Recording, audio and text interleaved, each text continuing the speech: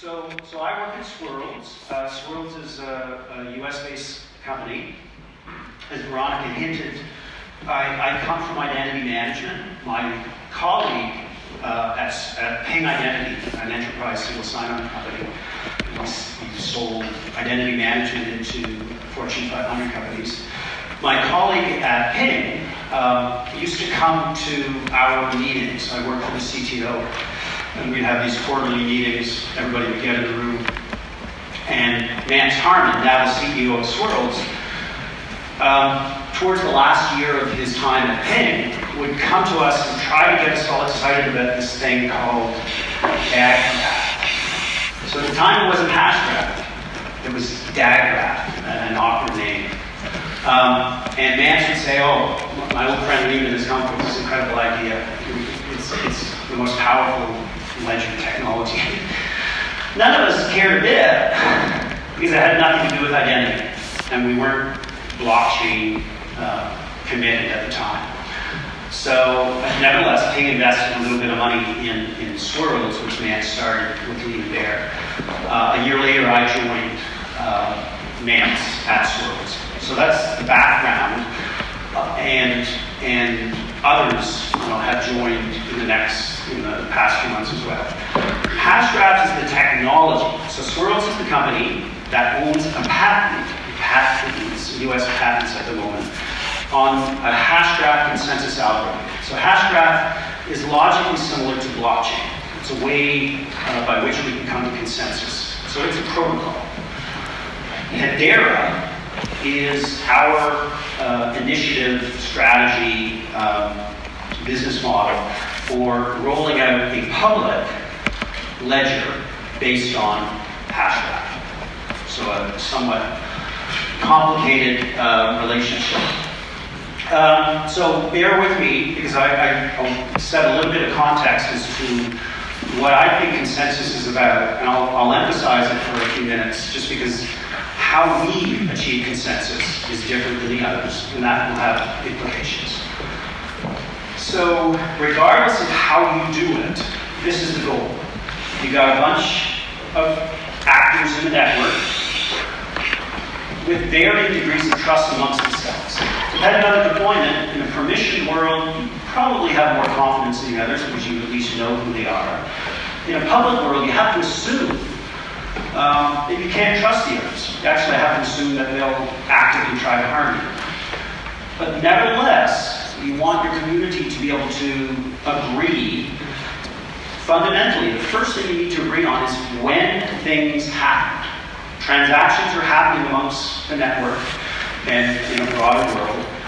The first challenge is when a given transaction happened. Because if you can't agree on when something happened, you're never going to be able to agree on did it happen before something else. And if you can't agree on whether something happened before something else, you can't agree if it's valid or not. Double spend is an example. Double spend in cryptocurrency, perfect example. You need to know when things happen. So that's the fundamental challenge. Blockchain achieves this by forcing things into a linear order. Right? We go to a lot of energy, miners go to a lot of energy and work to consolidate truth and transactions and history into this linear chain. That has consequences. And critically, we can't rely on a third party because historically it was easy to do this. You trusted a third party and they took their cut and they created potentially security risks associated with being in the middle of all transactions. So that's the challenge. How do we do that without relying on a third party? And as I said, particularly in a public ledger, how do you do that when you expect some of the participants in the network to explicitly try to harm the network for their own benefit? You have to assume that because you don't know who they are. And critically, you also have to assume that the network itself may not be reliable. Clearly, it's harder to agree on when something happened if everybody can't even be confident that they know about those things happening. Like if the network was down, it was a firewall. So those are the two fundamental challenges. So I like to draw the analogy when thinking about consensus models, think about democracies, the two high-level models by which societies in the world work today.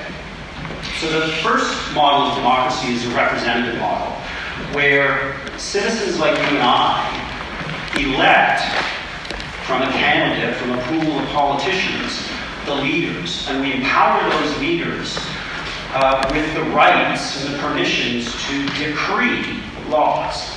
We give them that right. And the social contract is if society elects somebody to be a prime minister or a president, then they are the ones that decree what truth is, what law is, and we all agree to abide by that. If we don't like it, we vote them out. That's the contract, right? But we respect their authority for the time that they are in power. Contrast that with a direct democratic model, where rather than electing leaders and empowering them with the ability to decree what laws are, citizens directly vote in a much more granular model on the issues, on the laws that they will then subsequently respect. So I think Switzerland perhaps is the only country that does this with any sort of regularity and any sort of scale. And I think it's notable to point out that Switzerland's a small country. I think California in the States is another country that has these referenda, these plebiscites. Whenever you visit California, inevitably you see these vote no on 282, whatever that means, right? But the citizens are being campaigned to vote directly on some law, whatever that is, as opposed to voting on a politician who will make the laws. Consensus models fall into these two camps. To date, or up until perhaps the last couple of years, it was all about the representative model. Because a blockchain model, by definition, has the community, by some criteria, and the criteria vary, you elect a leader. Proof of work, Bitcoin calls it a miner. Delegated proof of stake, EOS, Cardano call it a block producer. Casper and Ethereum, I think it's a validator. But the premise is the same.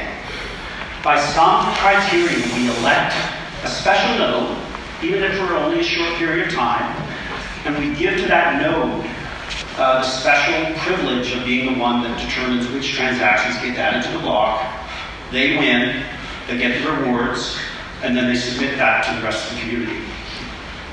So Philip's animation showed a very smooth progression of blocks being added to the chain. The reality is it's far messier, right? Because the election process, at least in proof of work, is not perfect.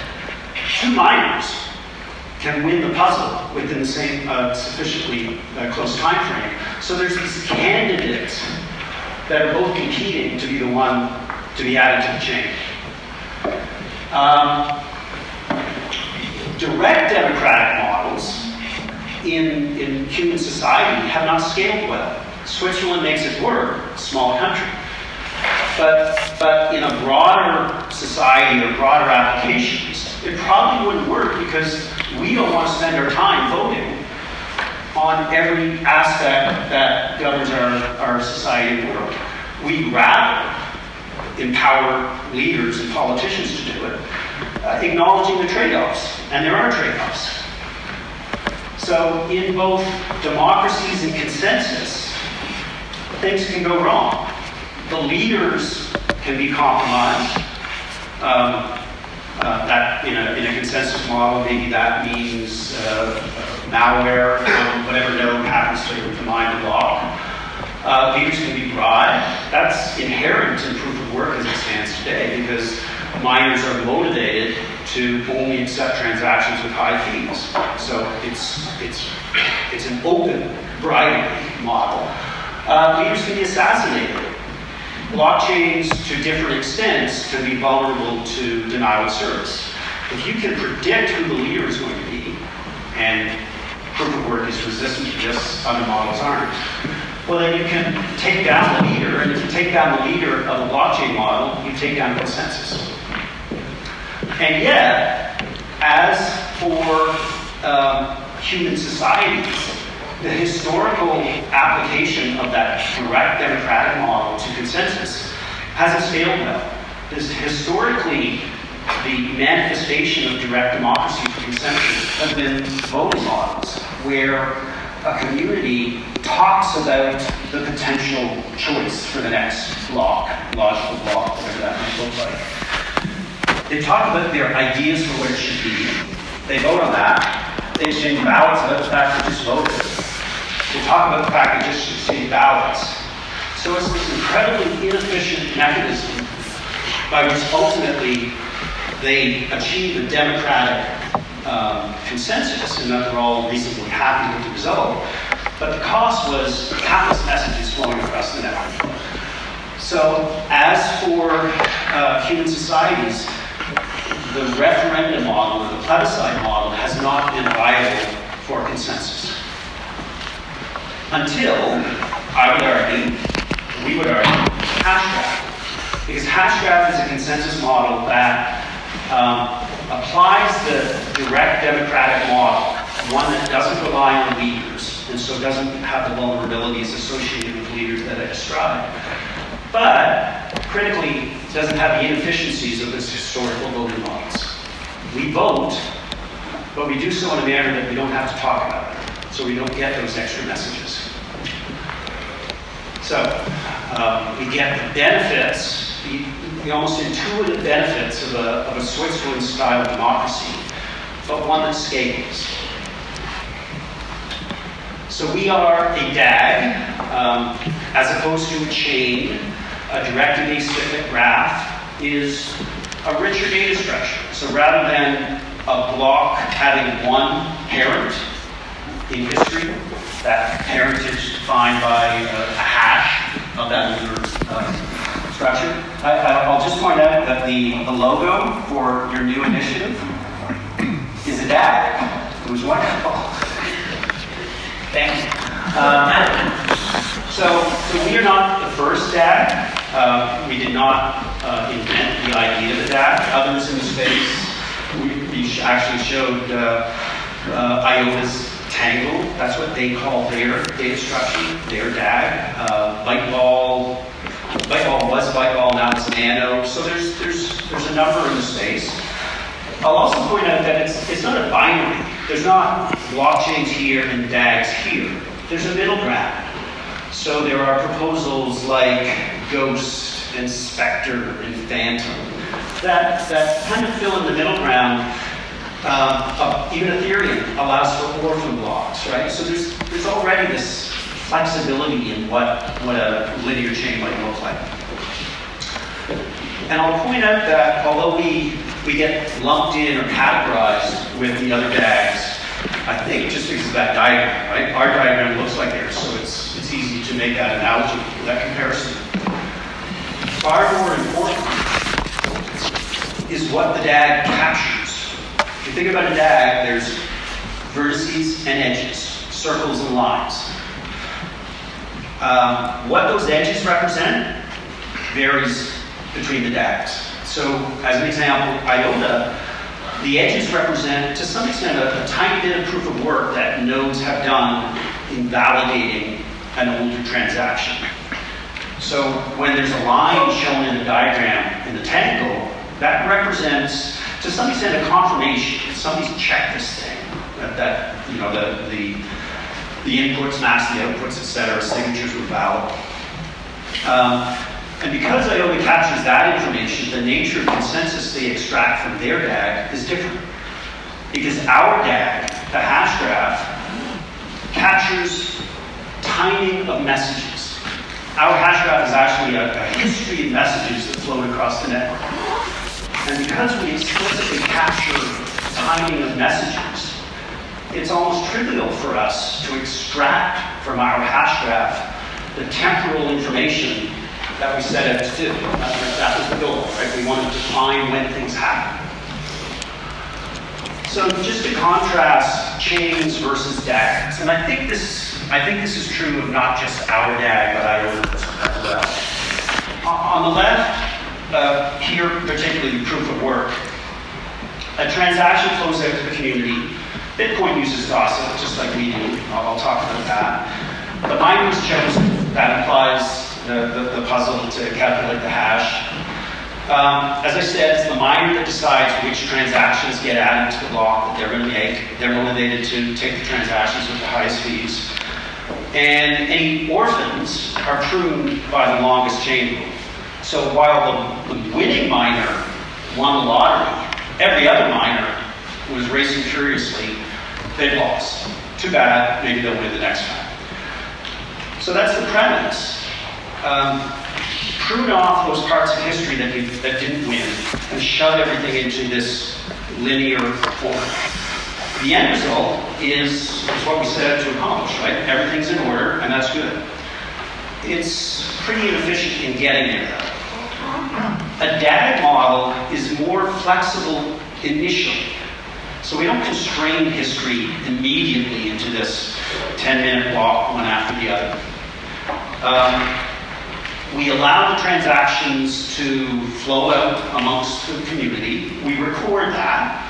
To my earlier point, how we record that differs.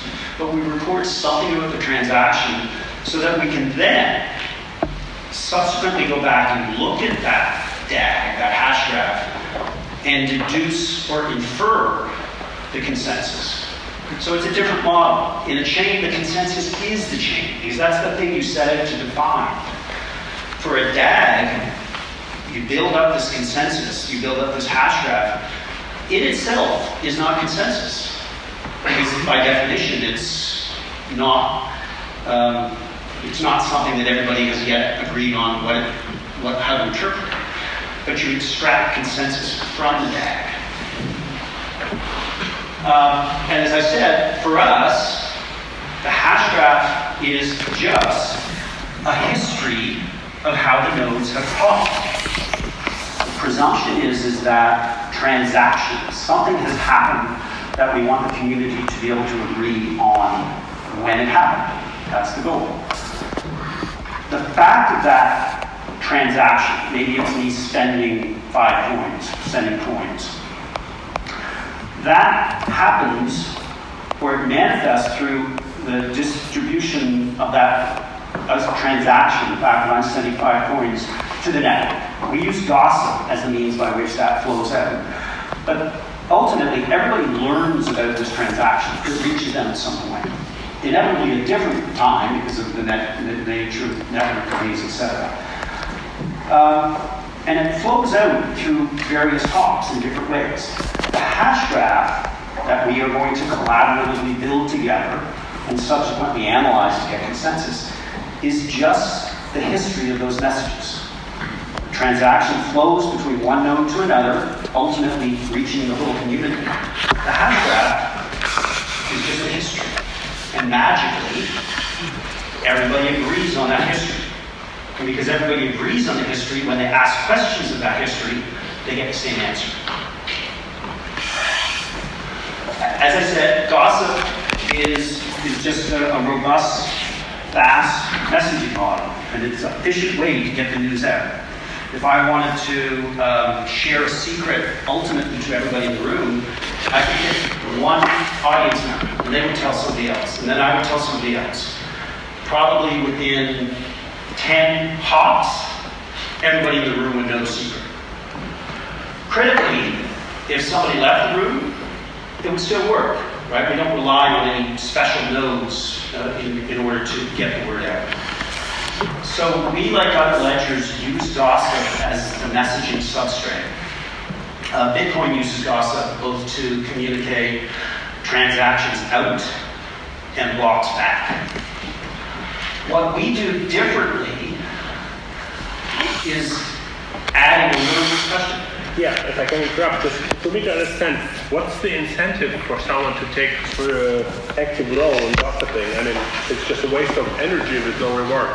So the question is, what motivates a node to gossip? They're going to spend money on bandwidth, CPU, etc.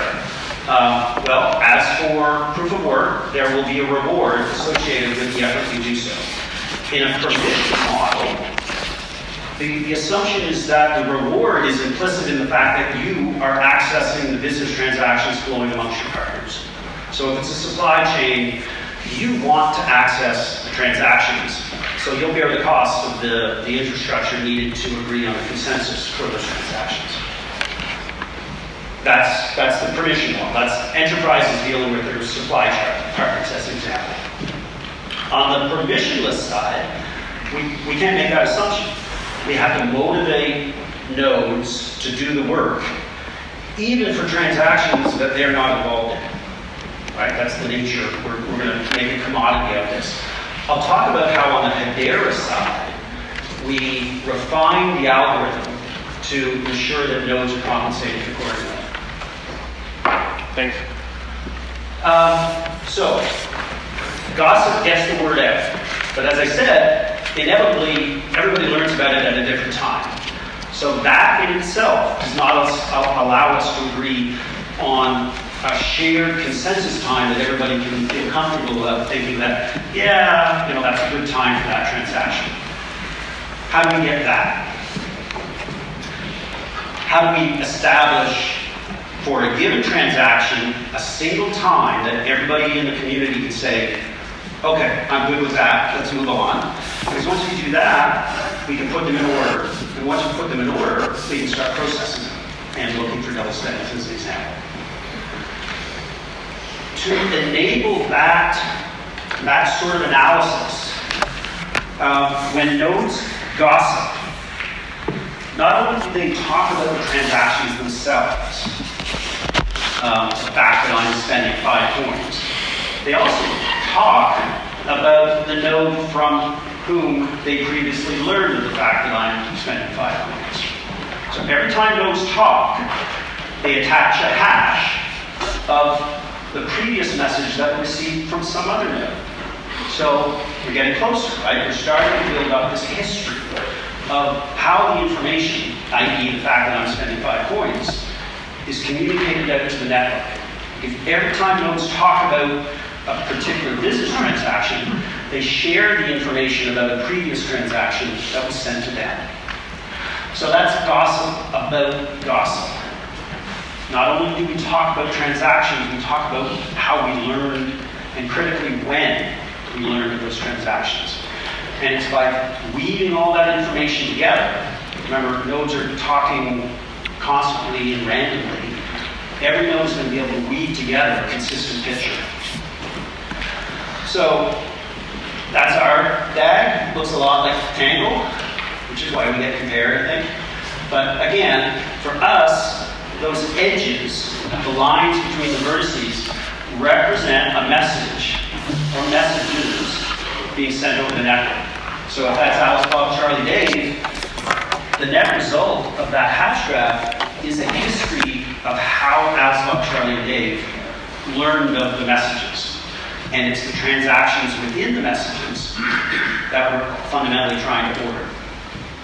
And we do that because every circle on the graph is an event. An event is logically similar to a block in a blockchain in that it's a signed structure, it has transactions within it, it's a container for transactions.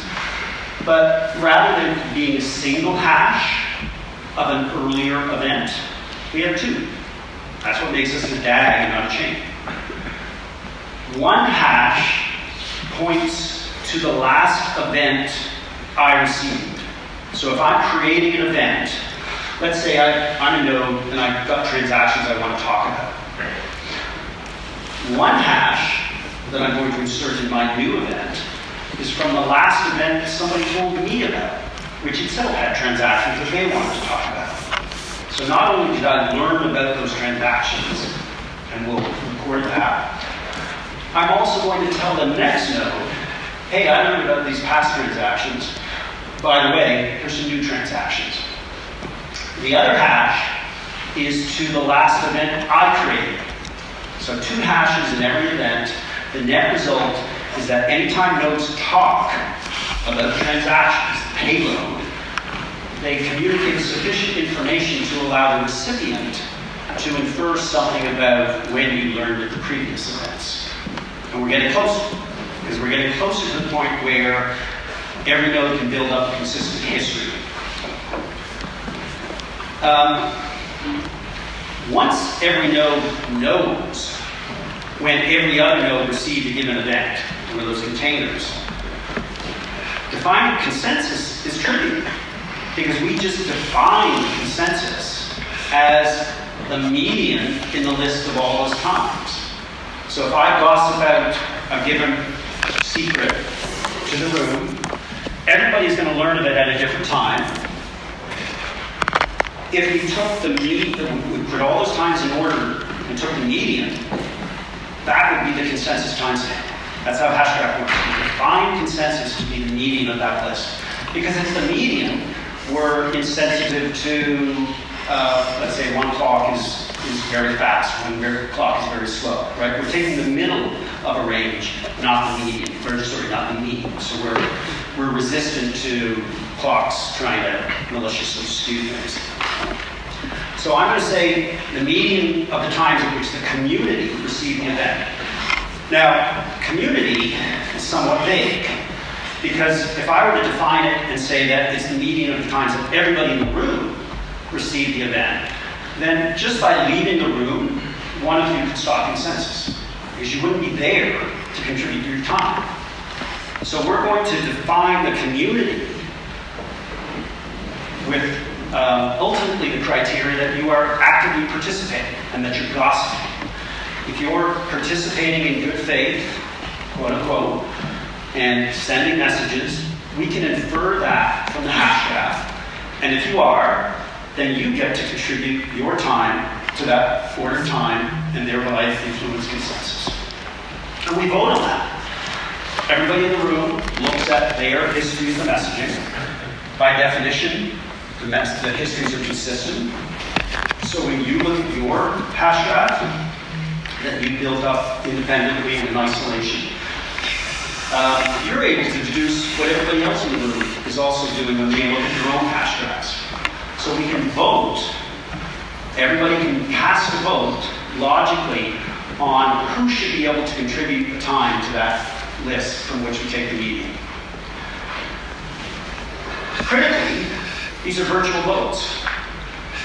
Everybody has the same data structure. They built it up independently. Everybody follows the same deterministic rule of analyzing that data structure. They all get the same result. And they don't need to talk about it to the others. So there's no balance going across the network where one node says, hey, I think it should be 12:30, and the other node says 12:31. Every node calculates that independently. So the voting is virtual. That's how we don't have the inefficiencies of those historical voting models. The analogy would be, if I were connected to you on Facebook, just by watching your posts, I might have a good sense of how you would vote in an election. You don't have to tell me that. I can infer based on what I know about you in your past history. That's the premise. Every node knows what other nodes know and when they learned it. And so when they vote to determine consensus, they get the same result. So this is what it looks like. An event flows out to 5 nodes. There's an election. As I said, the election, through the virtual voting mechanism, ultimately determines which of the community should be allowed to cast a vote. In this case, it was those 3 nodes, 3 out of 5. And they all put the timestamps in the same order, because they're just putting them in the order in which they learned it. And we just take the median. And the median of 3 is the middle. In this case, it was the 4th, T4, whatever that was. It may not be the best time, but it's a fair time, because it's one that everybody can agree on, and they agreed on without bias. So that's the outcome, right? The end result is that something happened, transactions flowed out to the community, and everybody was able to agree on a time at which the fact of that transaction happening should be reported. That's what we set it to do. Because once we all agree on the time, we can agree on the order of transactions relative to each other, and then we can process them. So then you should ask yourself, so that's how consensus works. Next, you want to consider, does it work well? Because there's various ways to do consensus, and the questions we would suggest you ask of the consensus algorithm: is it fast, i.e., is it able to process transactions quickly and come to a consensus quickly? Is it fair? Is it able to do so without bias? And is it secure? So, with respect to speed, or typically measured in transactions per second, how fast or how many transactions can a consensus algorithm run through the platform and achieve consensus? So these curves represent the relationship between throughput, TPS measured on the bottom, and latency on the vertical axis. So as important for throughput is how long it takes to be able to come to consensus for a given transaction. Is it hours, as in current proof of work, or not hours, 1 hour perhaps, or minutes? Or in our case, is it seconds or sub-seconds, depending on the configuration? So I'll just point out that these curves represent different throughput combinations and different latency values, depending on the number of nodes, ranging from 4 up to 128, and in this case, distributed across the US. So 2 regions, these are 2 AWS regions. I think half of the nodes were on the East Coast, half were on the West Coast. And you can see we can run up to 500,000 TPS, modulo the fact that if you run at that sort of speed, then there might be a latency implication.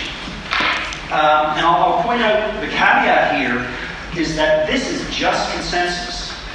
Any real-world transaction, consensus is just the first step.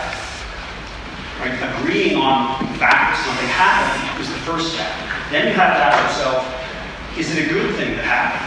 I.e., is it valid? Is it a double spam? Is it from a known user? Etc. So a real-world deployment of Hashgraph, this would be the first step. A critical second step would be signature validation of the transactions for which we just established consensus for.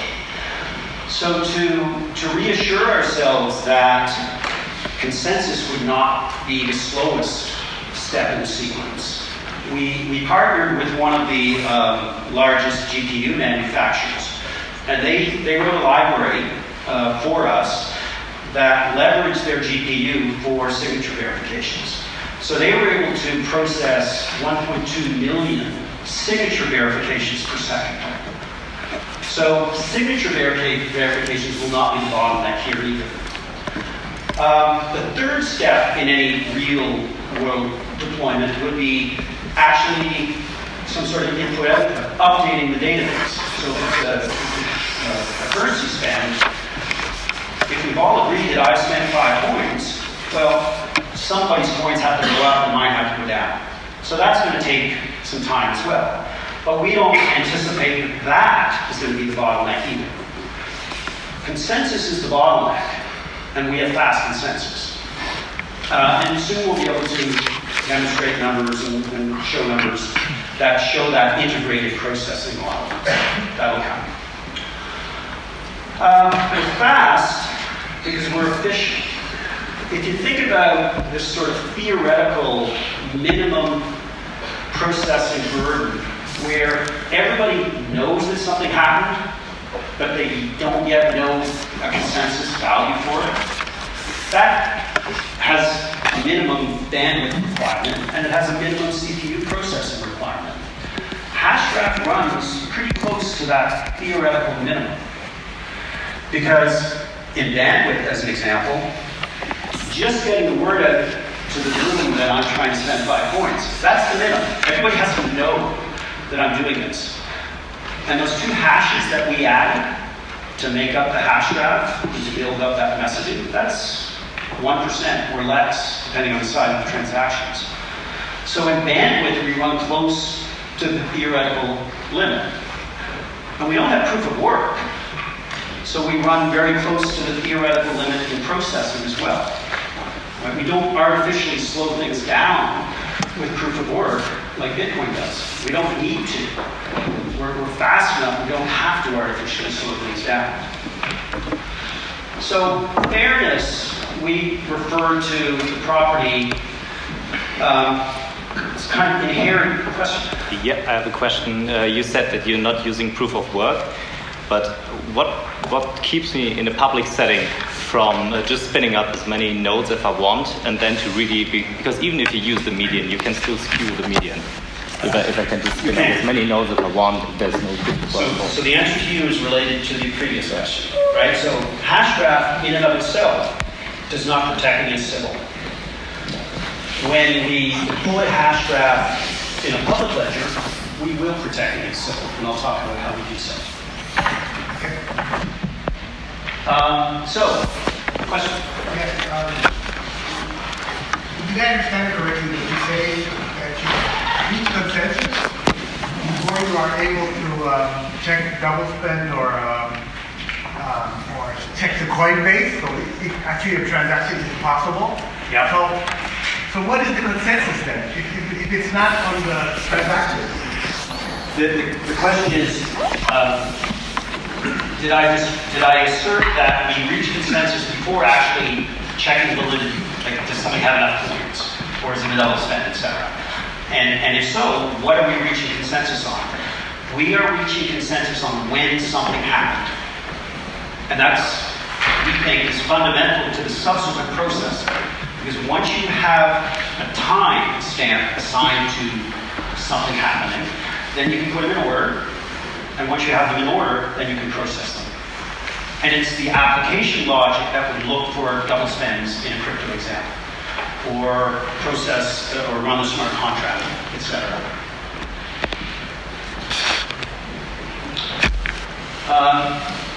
So fairness means that no single party's transactions should be biased against.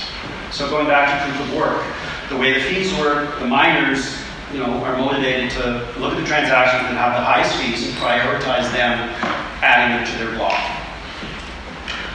We would argue that's not fake. That's the current reality of how the system works, and everybody's adjusted to it. But that model wouldn't work for any sort of use case where there's a market or an auction, some eBay type system where the relative order of two transactions is critical. Because if I'm trying to buy 500 shares of Apple, it matters if my bid gets in before yours.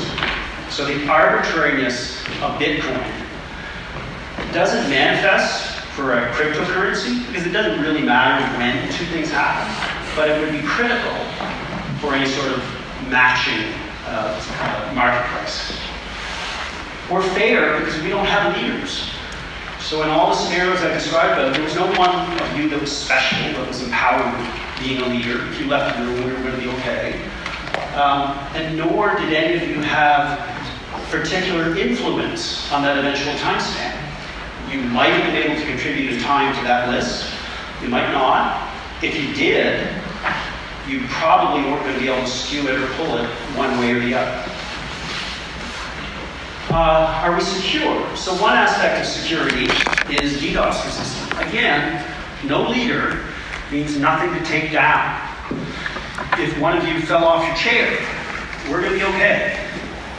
Because we're not sensitive to any one of you going down. We're sensitive to 33% of you going down, so please don't. But we're okay with one of you. Arguably a more important or more distinguishing feature of security is asynchronous Byzantine fault tolerance. So the BFT here means that the consensus that we can deliver is final. When the network agrees that a given thing happened at a given time, there's no probabilistic confidence. It's not, I think I'm pretty good about this, but I'm going to wait a while for one more block, as in blockchains. It's done. There's a moment in time where everybody knows the timestamp, and they know it will not change. Others will come to that conclusion later, independently, at different times, but they will all come to the same conclusion. And the asynchronous just means that we can achieve that sort of consensus in a real-world internet of firewalls and making no assumptions about synchronous timing, like we did with those 10-minute blocks, right? Proof of work is, blockchain is inherently synchronous. So another aspect relevant to distinguish between blockchain and Hashgraph is the burden that we impose on nodes for persisting the thing that we are all trying to agree upon. Right? What is the Bitcoin chain right now? 170 gigs? Hashgraph, the data structure, is itself, by default, a temporary data structure. Nodes build it, they look at it, and once they determine consensus times for the older parts of the tree, they can delete it. So we don't have that same burden. They delete it once they've processed it and all updated their local state accordingly. So again, for us, consensus, the thing we're trying to agree on, is not the Hashgraph. It's a tool. We use it to determine how to update a local state. That is the fundamental truth. And that's as big as it need be, but it's determined by the size of the transaction, the files, etc. And we, by default, don't have to keep around that history. We can, but we don't have to. So as I said, new use cases, right? The use cases that blockchains can currently address, and evolutions of blockchains, distributed proof of stake, etc. They're going to address some of the scale limitations, lightning, etc. Proof of work and blockchain are going to get faster, and that's on their roadmap. We would argue that there are some use cases that just aren't viable. It's not to say they won't address them, but the fairness, as an example, right? A blockchain is by definition leader-based.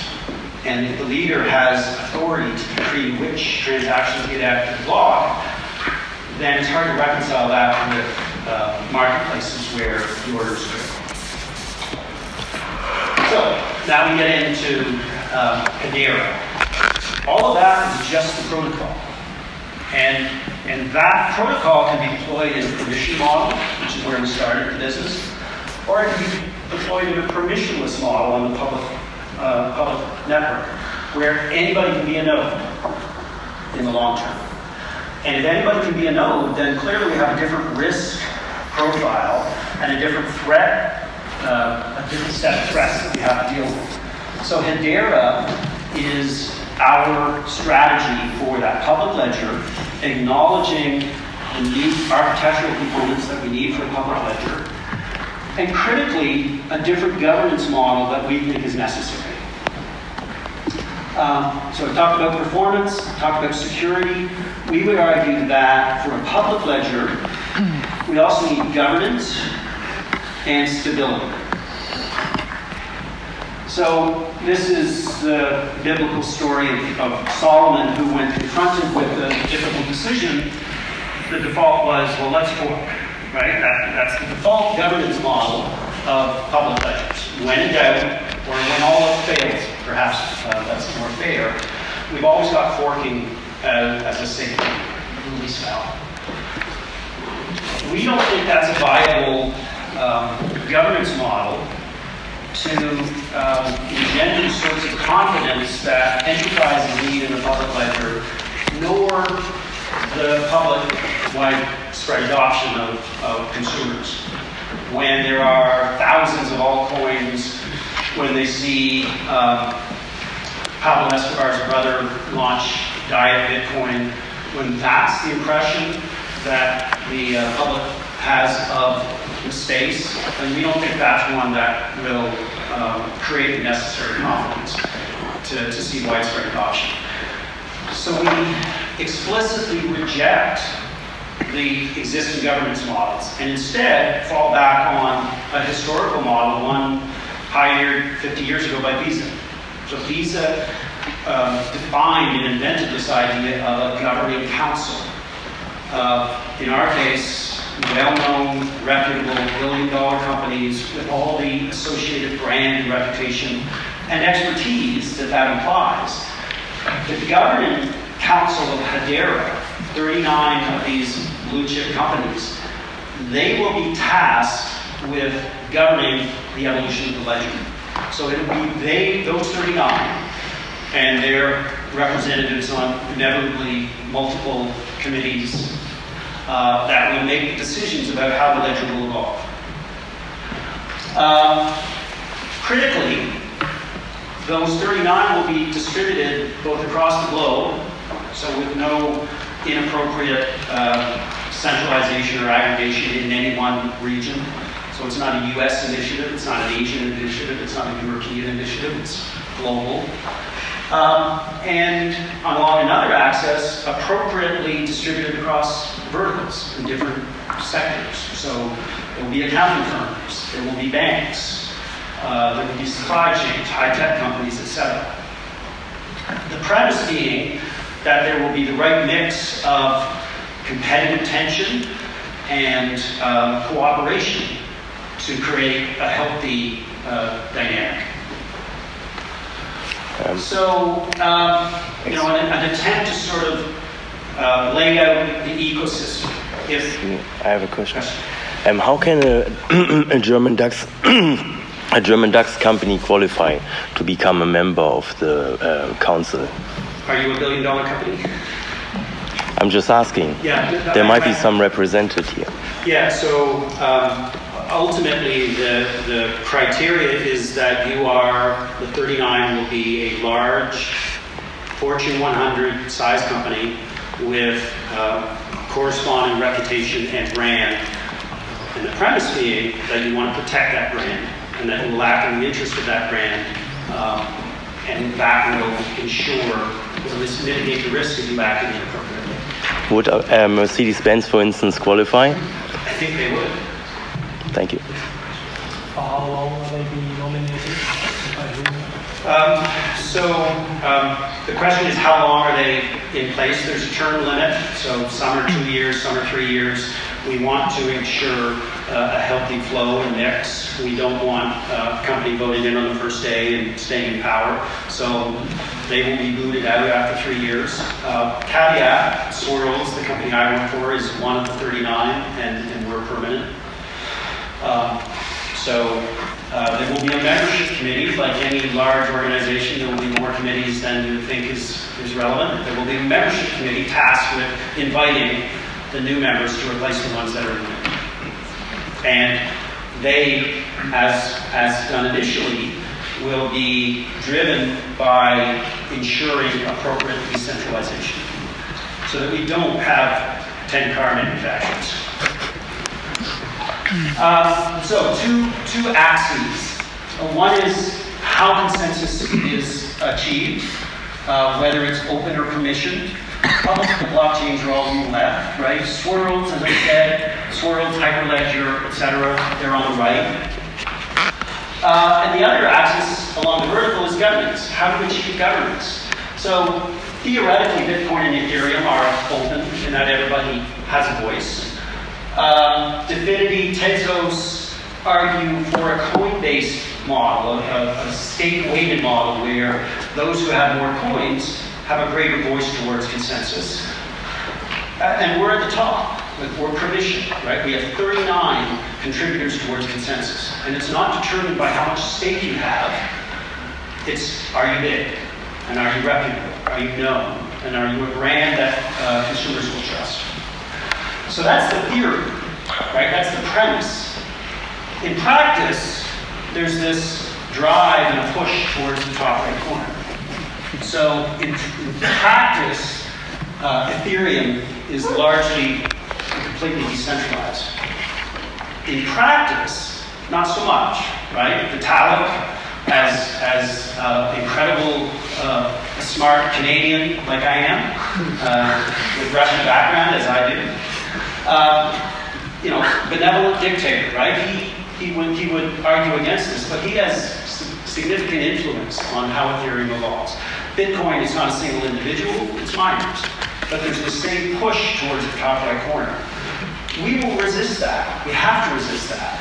I would argue that our model of permission governance will allow us to resist that better because we put a line in the sand. Wouldn't exactly this majority of the 39 companies from a legislative perspective be on disincentives for developers to cooperate in this? Indeed. So the question is, I guess will developers buy into this ultimately? Yes. Some won't. And we see that pushback. That's fine. They have choices, right? We are explicitly and intentionally positioning ourselves in that corner with existing no trade-offs. One of those is the risk that the purists will not trust us, or they won't trust the 39, or they won't trust the modals. They have choices, right? To be honest, they're not our target audience. Developers are, but a developer who wants to build an app that scales and can provide a meaningful service to consumers or enterprises, I think, we hope that they will see the value proposition. And if not all do, well, there's lots of choices. And that's a good thing. That's healthy. Thank you. I understood that Swirlds is holding some patents on Yes. some kind of algorithm. So aren't you by nature a little bit more equal than the others?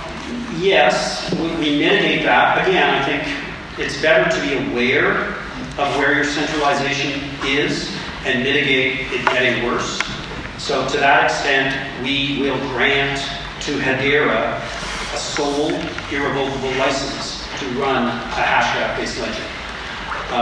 So we're more equal in the sense that we hold the patent, but then we grant the license to the 39, and we are one of them.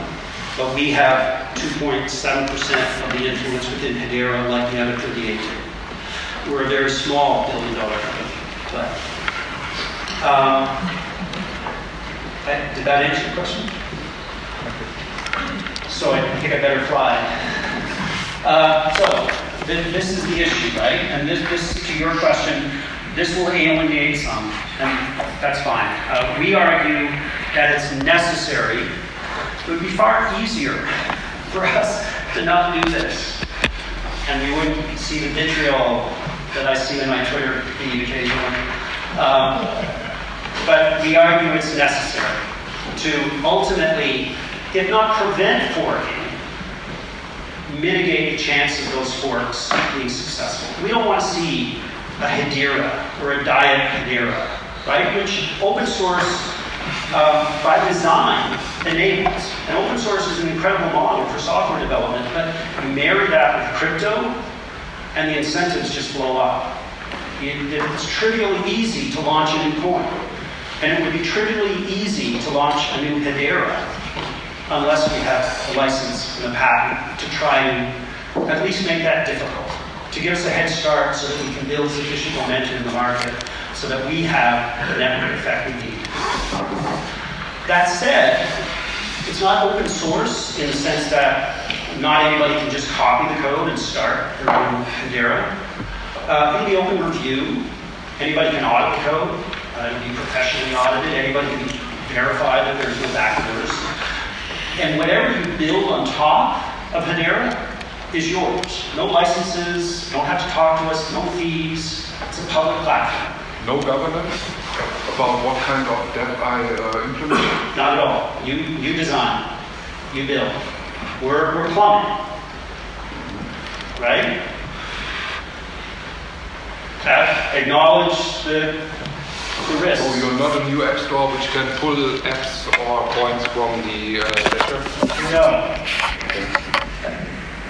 Unless it becomes a problem.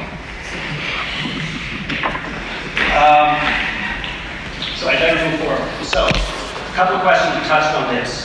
The default Hashgraph voting algorithm gave each node one vote.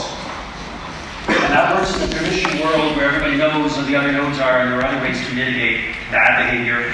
And you don't have to worry about civil nodes being spun up by the millions.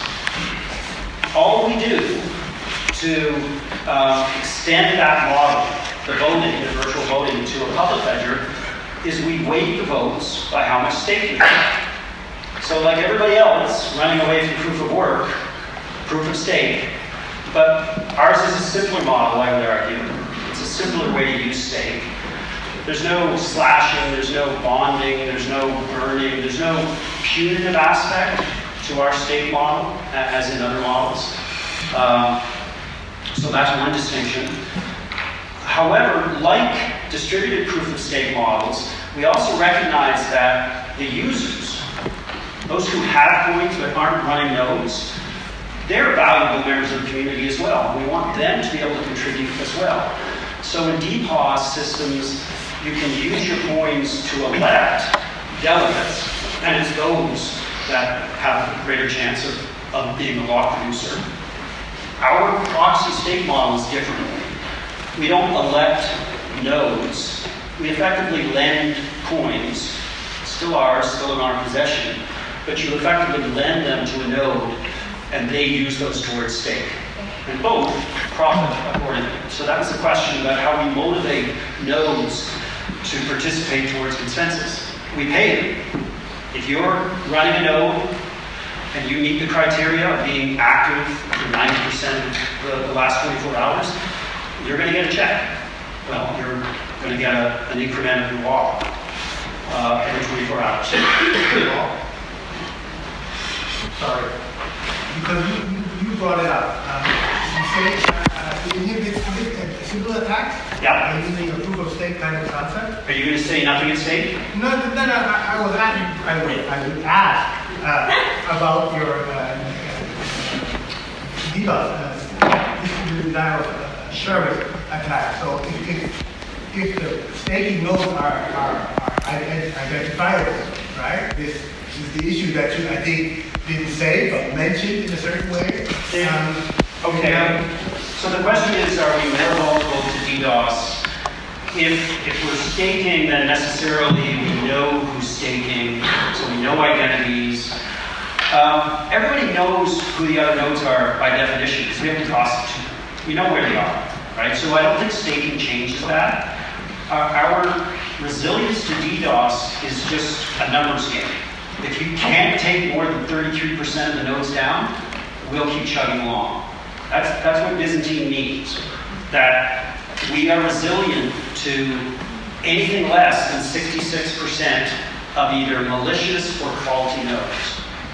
And whether that's by accident or DDoS or malice, we'll keep going.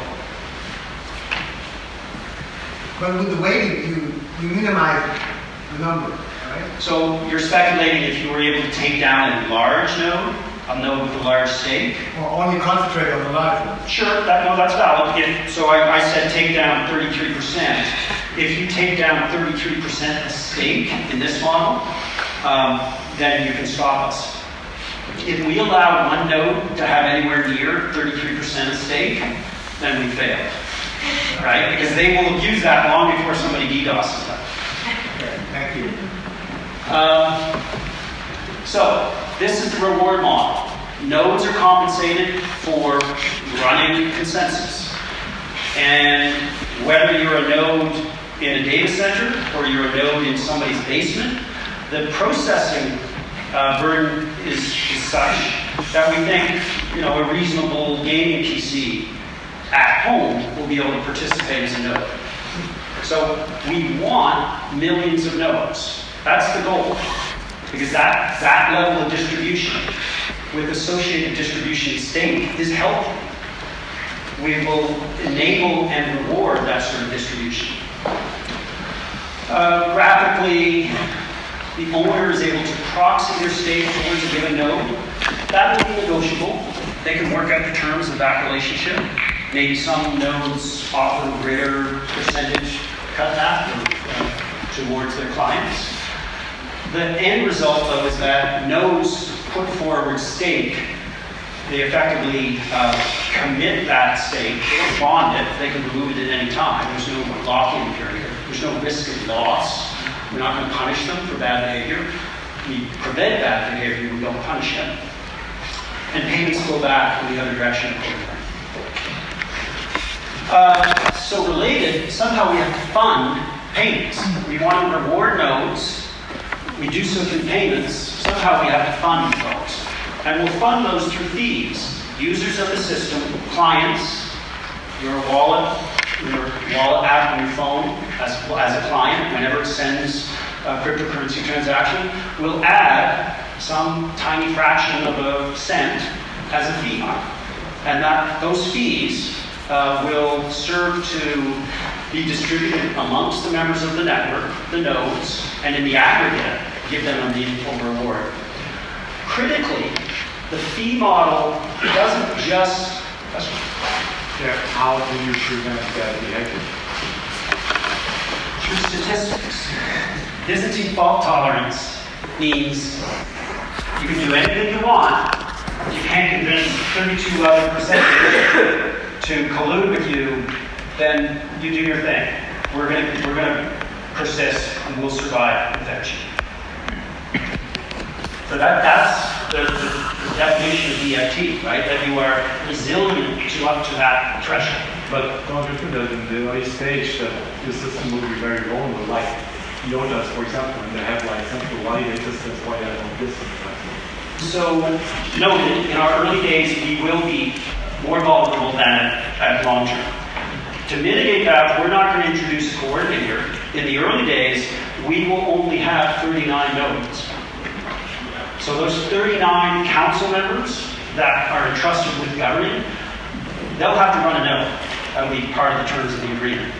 So in the early days, we will be a permission public ledger in that only nodes, those 39 are invited to contribute consensus. Over time, we'll expand that. And so that in the next, hopefully, 1 or 2 years, we scale from 39 to hundreds to ultimately thousands. And we'll do so in a phased manner at all times to ensure that nobody reaches 33%. That's the bar. If we can ensure that no small group of parties can reach that threshold, then we're secure. Why do you want more than the 39 nodes for security reasons? Or? Ultimately, yes. So 39, all else being equal, the more decentralized, the better. And in our consensus algorithm, there's no market forces, there's no other drivers that force small numbers of nodes, as in DPoS, that reward models that only have 21 delegates or some small number. So because we can,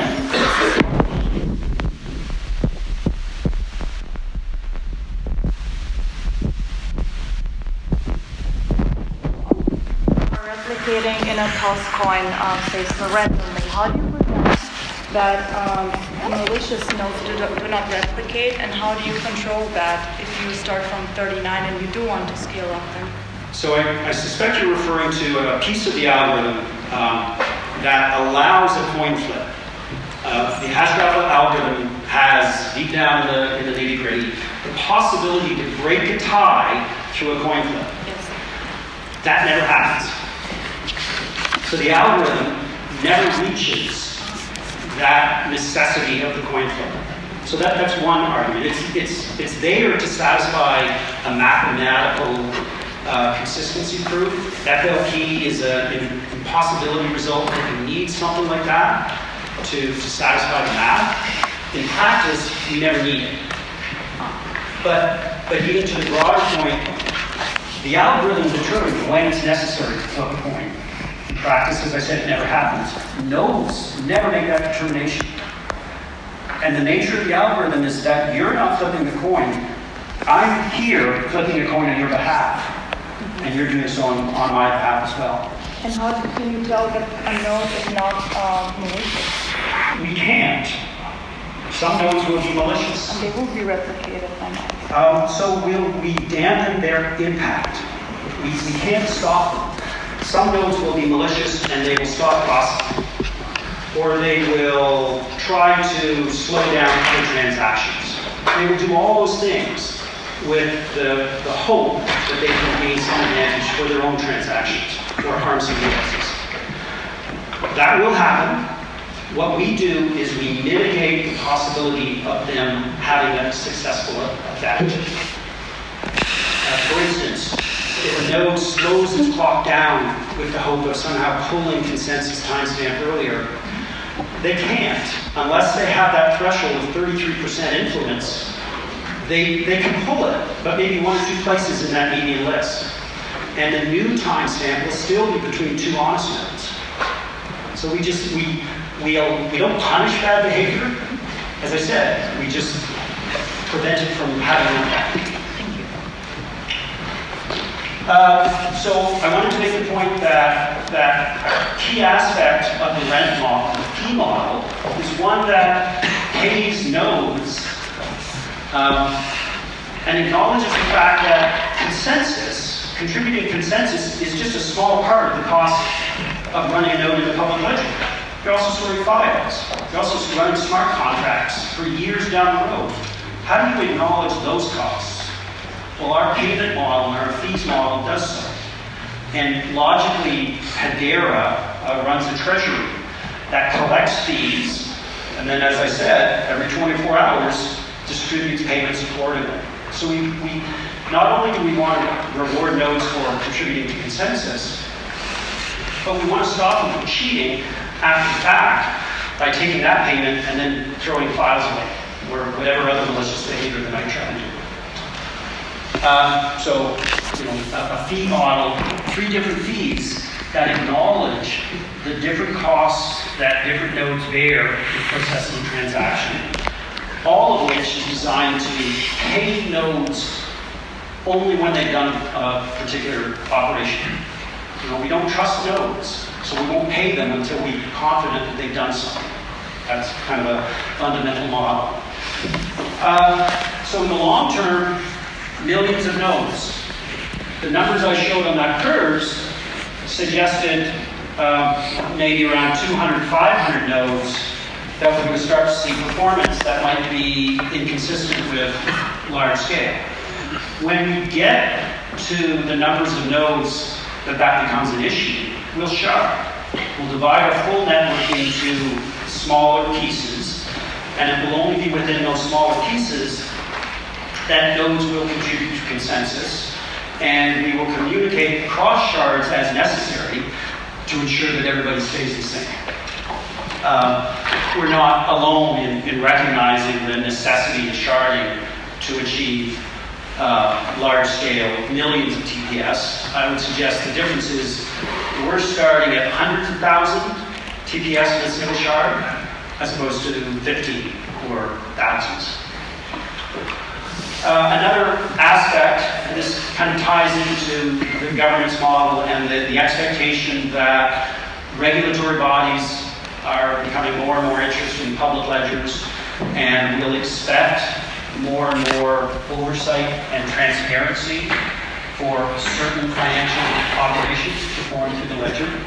So we have an identity mechanism whereby a certified credible identity, potentially attested by maybe it's a government, maybe it's a bank, somebody authoritative over some slice of my identity. Government in Canada can say I'm Canadian. We can bind that to my account in the ledger. I have to opt into it, so there's privacy protections that prevent that happening without my consent. But as long as that binding is in place, whenever I were to use that account and move coins in and out of it, then the other parties engaged in the transaction would have the ability to do KYC and protect against money laundering, etc. Smart contracts. Out of the door when we go live, we'll support solidity strips. So anybody building on Ethereum at the moment, we've been able to validate that. Take a solidity strip, plop it on our testnet, it runs. We've recreated Solidity for all its good and all its issues. We'll explore future smart contract languages as we evolve that perhaps wouldn't have the same limitations. And a really stylized version of how we get to scale, right? We start in this 39 nodes, permission model. necessarily, we need to issue coins to the community because nodes require stake to contribute to consensus. So our evolution will consist of a phased model by which we get coins, our daily tokens, out to the community. And that'll happen over some period of time. We'll do so in a manner that gives us the time to monitor how things are happening. Because again, 33%, if anybody achieves that, or even close to it, then all bets are off. So everything we do over the initial years, it actually won't even be possible for 5 years, given how tokens will be issued. Everything we do is designed to inhibit the chance of that happening. Start with 39, expand that over time, more and more nodes, more and more stake in the community, kind of a lockstep. Ultimately, years down the road, hopefully, a vibrant market, millions of nodes, billions of users, and a secure and stable platform. Thank you.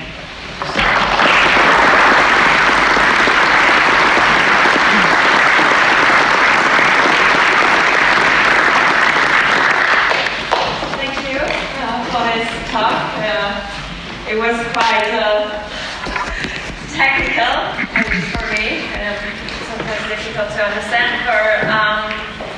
First for you, are there any questions? Okay, 2 people. Somebody can. I think it is a bit contradictory to what we described. Existing blockchains for being de facto centralized, but basically Hashgraph is even more centralized in the beginning, and it's very difficult for me to understand how all these thousands and millions of nodes would come together and make it more decentralized and more equally distributed.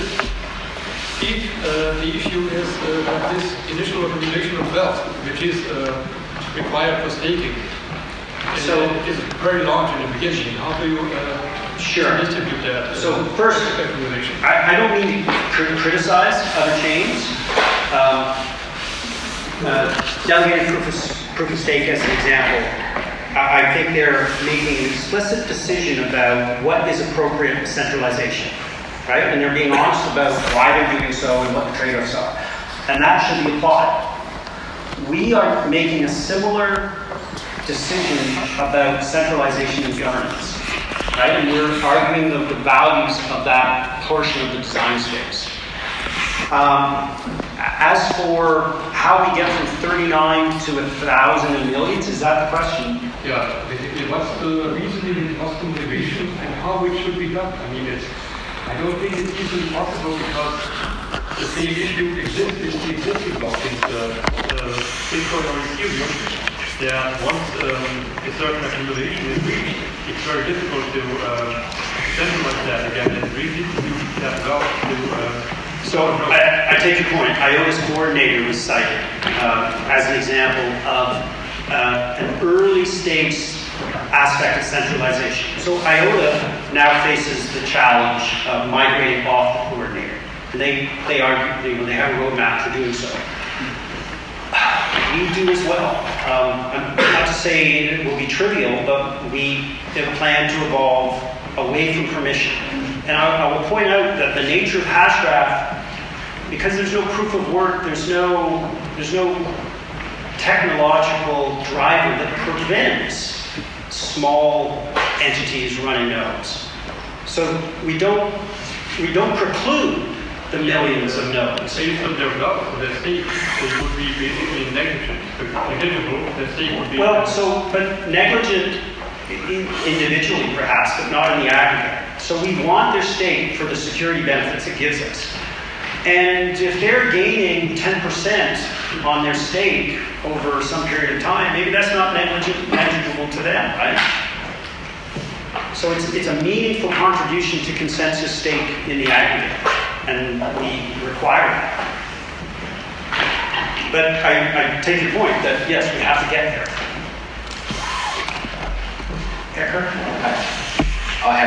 I'll give it to you in a minute if consensus agrees. It's going to take about 10 minutes. Yeah. 39 people agree. I'll send it to you. I wanted to ask, how do I participate in the pre-sale? How much have you raised so far? And can I check that somewhere?